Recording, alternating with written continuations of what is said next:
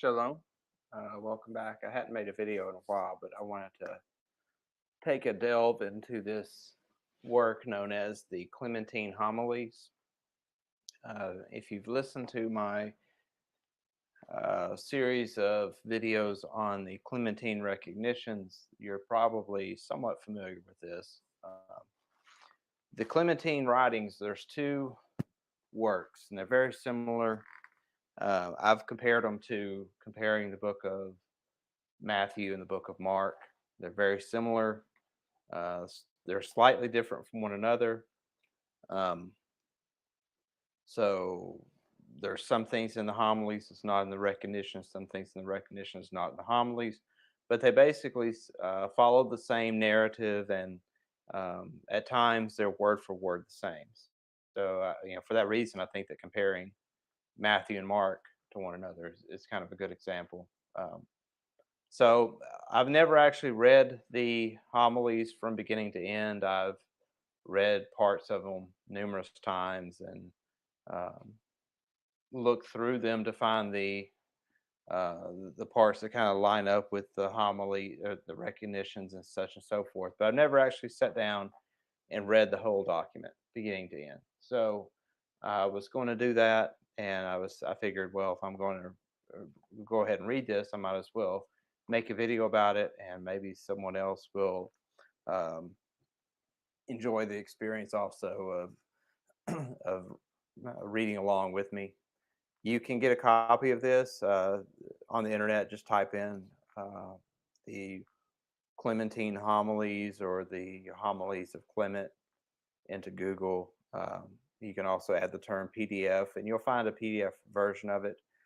This one, as it says right here, is downloaded from this ccel.org, and there's the address if you want to download that. I'll try to remember to put a copy of that in the link to the video so that you can, or in the description of this video on YouTube, so that you can just click on it to get a copy of it.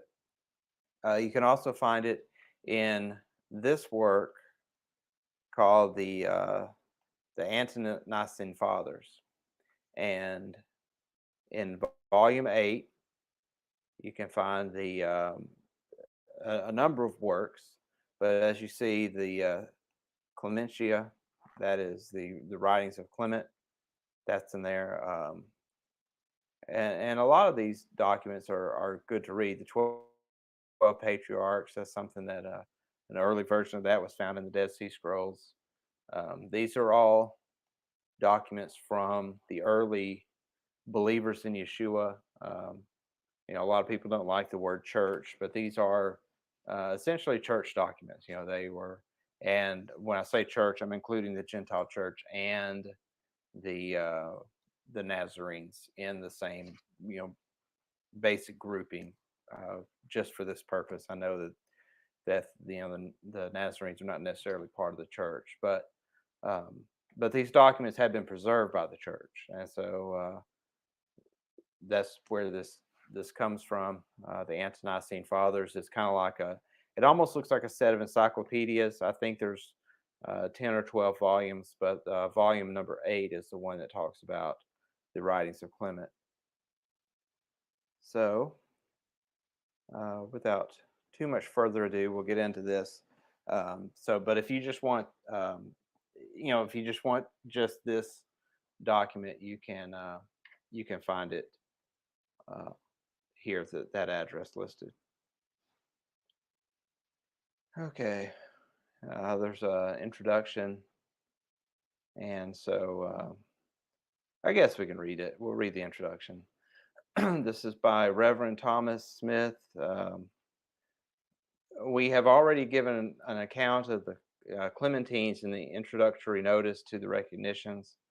All that remains for us to do here is to notice the principal editions of the homilies. The first edition was published by Co Cotel Urias in his collection of the Apostolic Fathers from a manuscript in the Royal Library at Paris, the only manuscript of the work then known to exist. He derived assistance from an epitome of the work which he found at the same library. The text of uh, Coliterus was revised by uh, Clarisius in his edition of Cotalorus, but more carefully by Swegler Stugart in 1847. The Paris manuscript breaks off in the middle of the 14th chapter of the 19th book. In 1853, Dressel published a new recension of the homilies, having found a complete manuscript of the 20 homilies in the Ottobonian Library in Rome. In 1859. Leipzig, he published an edition of two epitomes of the homilies, the one previously edited by Ternevius and Cotellerus being given more fully, and the other appearing for the first time. To these epitomes were appended notes by Frederick Weisler in the homilies. The last edition of the Clementines is by Paul de Lagarde in 1865, which has no new sources, is pretentious but far from accurate. Okay, so that's the introduction to this version of the homilies. I think this may actually be the version out of the. Yeah, it is. You can see up here in the. It's from that volume 8 of the Ante-Nicene Fathers. Somebody just cut this part of the PDF out and made it into a separate PDF. So we start off here. Before we get into the actual homilies, we have this a copy of an epistle of Peter to James. I've already went through this epistle in one of my videos, and if you just look through my videos, you'll find it where I've already went through this epistle. Of course, I guess the key thing to take out of this letter is that he's writing about this person whom I believe to be Paul, who says that this person here, I've mentioned it before in my other videos, that I think that um, Paul is this enemy of Peter that he mentions from time to time. It says, "For some among the Gentiles have rejected my legal preaching, attaching themselves to certain lawless and trifling preachings of the man who is my enemy. And these things some have attempted while I'm still alive to transform my words from certain various interpretations in order to the dissolution of the law, as though I myself were of such a mind, but did not freely proclaim it, which Elohim forbid." So this is basically something I've already went over, but I think this is the main point of Kepha's letter to James. And then later on, he says that don't share my writings with just anyone, only to people that have been, uh, in Kepha's words, thoroughly indoctrinated into the faith. Of course, we think of indoctrination as a bad thing in modern terminology, but basically, Keefe is just saying make sure these people understand the faith. Don't give it to these guys like this person who is my enemy, who's not part of our faith, who is coming out of the world of the Greco-Roman paganism, and give them my complex teachings that are about Yahuwah, because they're going to take them and paganize them and create this antinomian type of religious belief. There's also this epistle of Clement to James. I've also went over this already in a previous video. You should be able to just, if you go to my YouTube channel, click on videos and scroll down, and you'll see where there was a series of videos on this um, letter from Clement to James. And basically, it details the death of Kepha and how Kepha left Clement as the new Mavaker in Rome to take over the Roman assembly, if I remember correctly. Okay, so here we are to the Clementine homilies. And again, here's a footnote. Books 1 through 5 been translated by this Reverend Thomas Smith, and books 6 through 12 by Peter Peterson, and books 13 through 20 by Dr. Donaldson. So And again, you can find this in the volume 8 of the Ante-Nicene Fathers. Okay, so it starts off with I, Clement, being a Roman citizen, even from my earliest youth, was able to live chastely, my mind from my boyhood, drawing away the lust that was in me to dejection and distress, for I had a habit of reasoning, how originating I know not, making frequent cog- cogitations, cogit, cogitations concerning death. When I die, shall I neither exist, nor shall any other, nor shall anyone ever have any remembrance of me, while boundless times bear all things of all men into forgetfulness. And shall I then be without keep being or acquaintance with those who are, neither knowing nor being known, nor having been nor being, and has the world ever been made?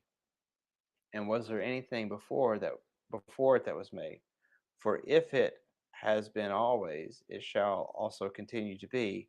But if it has been made, it shall also be dissolved. And after its dissolution, shall there ever be anything again, unless perhaps silence and forgetfulness, or perhaps something shall be which is not possible to now conceive. So this is starting off very similar to what we saw in the recognitions. Clement's just kind of sitting back and wondering about the meaning of life and such. Um, is there is there an afterlife, or do you die and then is everything just dissolved into nothing? What happens to you when you die? Do you go on as a spiritual being or what? So in chapter 2, it says, And I pondered without ceasing these and such like questions, I know not whence arising. I had such bitter grief that, becoming pale, I wasted away. And what was more terrible, if at any time I wished to drive away this meditation as unprofitable, my suffering became all the more severe.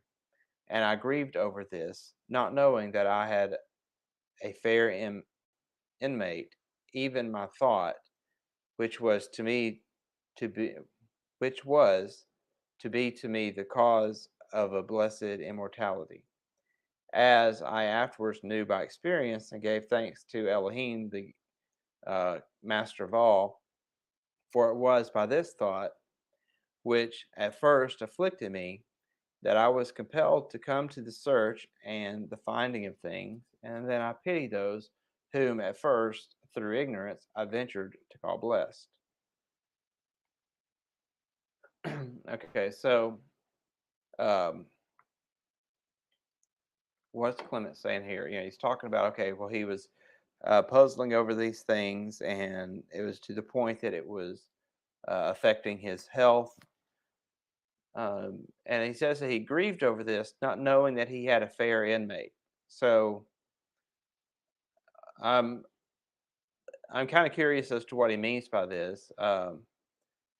It says, even in my thought, which was to be to me the cause of a blessed immortality. So I'm guessing because he says fair, that would be like a good, like the inmate, thinking would be like a spirit, like in the case of Clement, maybe it was the influence of the Holy Spirit that was dwelling within him and forcing him to ponder these issues. And I'm saying that both because I do know one thing that Keefa talks about later on in the Clementine homilies and bits and pieces I've read is that he talks about indwelling evil spirits, but then he also talks about the way that the Holy Spirit will give you divine inspiration, and it comes through your thoughts. And we get to that later on in this work.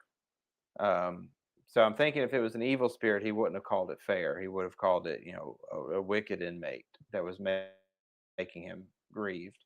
But if he was grieving over something good, then it would probably be something. It would be a good inmate or the Holy Spirit that was provoking him. But I guess we'll find that out as we read on.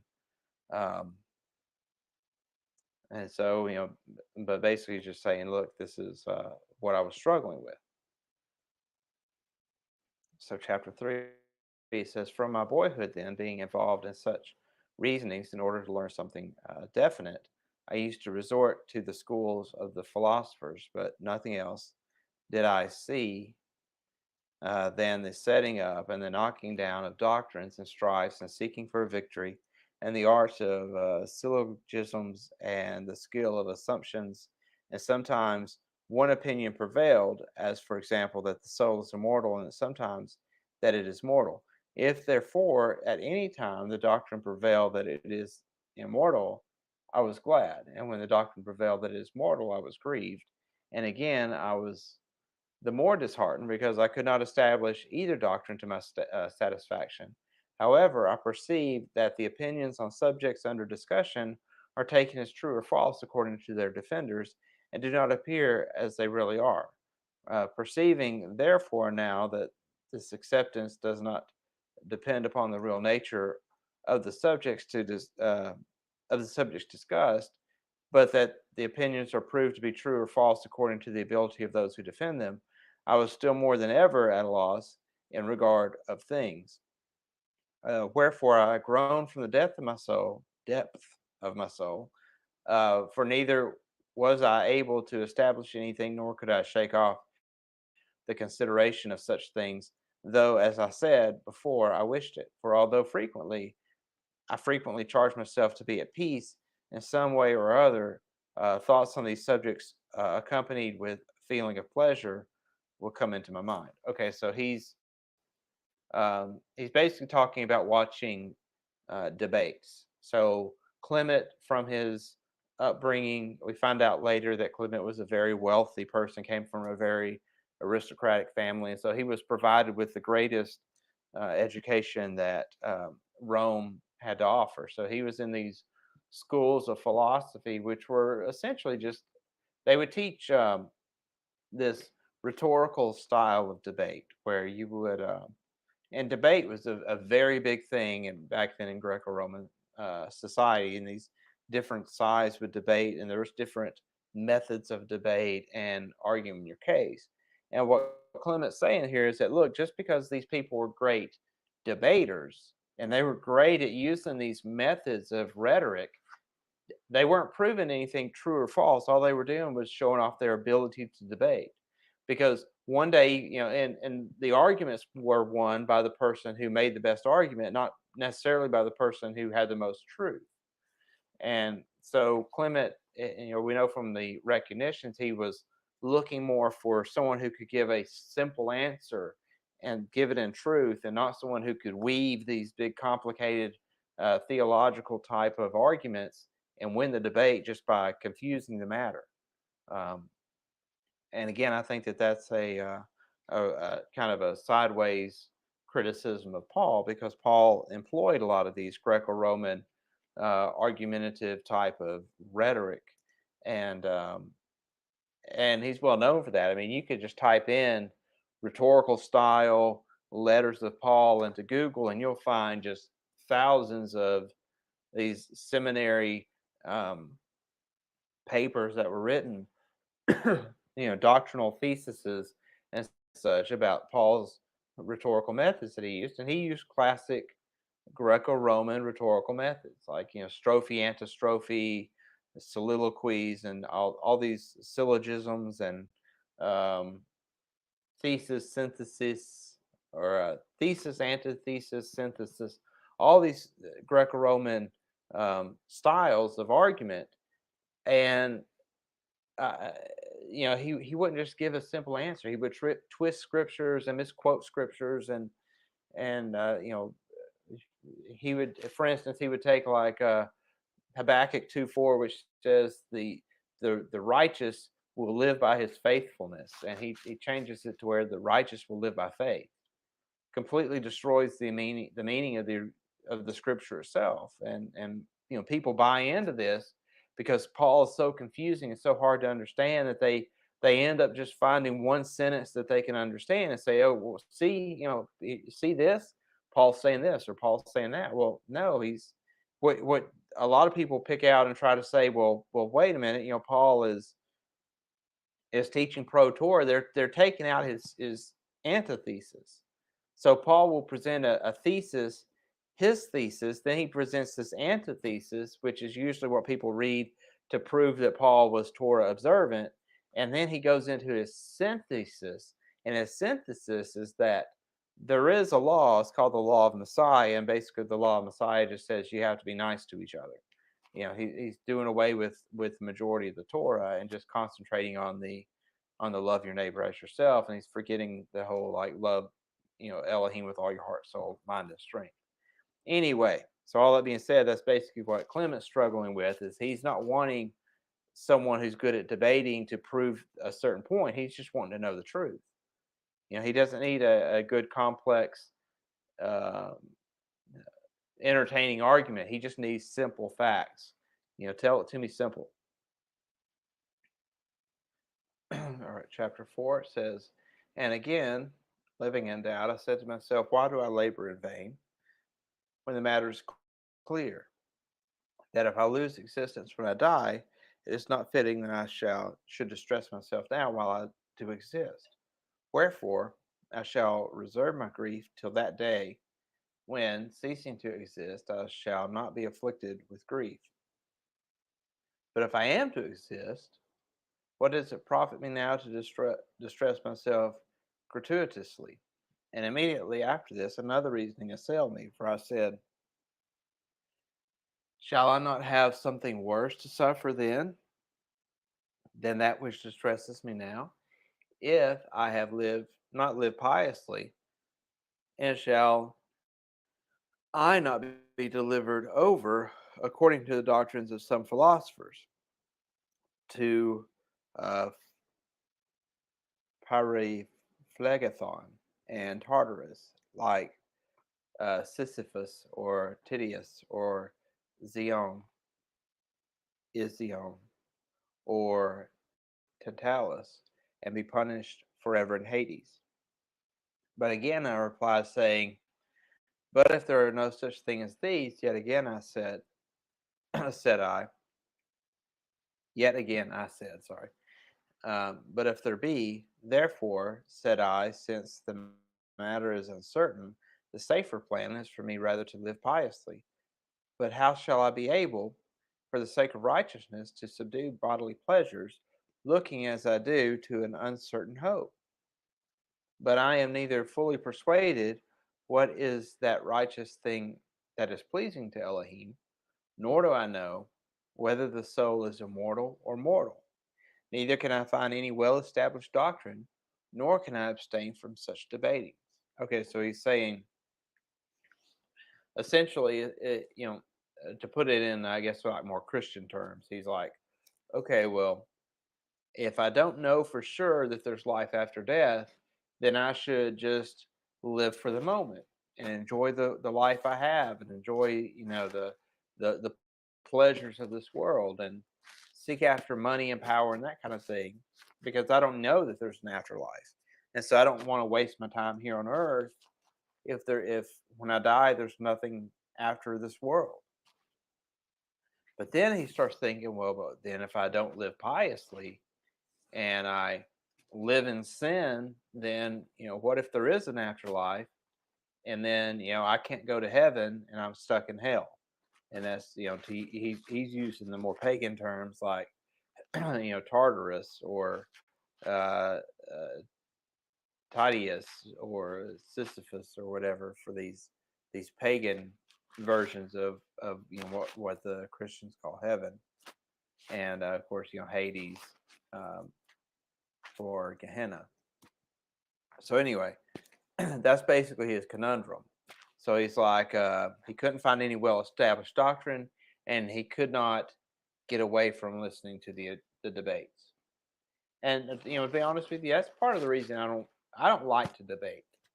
I used to, when I was younger and kind of newer to the whole like Hebraic roots thing, and I wanted to debate people and get online and debate people on Facebook, but I try not to do that anymore. And I've had people offer to do like formal debates with me about some of the things I talk about. And I'm just like, you know what? I don't want to debate it. I put my side, my understanding out on YouTube. If you disagree, if you don't like what I say, then make your own YouTube channel and put your own doctrine out there. But uh, these debates that we do, whether they're formal debates or whether they're Facebook debates, it usually ends up with people being angry at one another because you set yourself as up as adversaries to one another, and you should be brothers. You should, that's the whole like um, method of debate itself. You're essentially putting yourself at odds against one another, and it's okay to disagree, but do we have to like have this long prolonged argument? Why can't we just both state our side and let the people decide? If um, and not everybody's going to follow the things I say. I understand that. A lot of people get upset when I talk about Paul. I don't have anything against Paul. I just don't read him for doctrinal purposes. I don't form doctrines around what Paul says. I don't live my life according to what Paul says because personally, I don't think Paul was part of the original movement, the Yeshua movement. Um, we know beyond really any reasonable doubt that James was the head of the early assembly. And I don't think Paul was part of that assembly. Or maybe he was at first and was later kicked out. But, people want to debate that. I don't really want to debate it. I've stated my case. I don't have a need to argue with you about it. State your case if you disagree. You'll be in the majority, I'm sure. I just, but I'm not going to follow somebody who, like Paul, that I think is a false apostle. Anyway, next chapter. What then am I to do unless this? I shall go into Egypt and shall become friendly with the hierophants of the shrines and with the prophets, and I shall seek and find a magician and persuade him with large bribes to effect the calling up of the soul, which is called necromancy, as if I were going to inquire of it concerning some business. And the inquiry shall be for the purpose of learning whether the soul is immortal.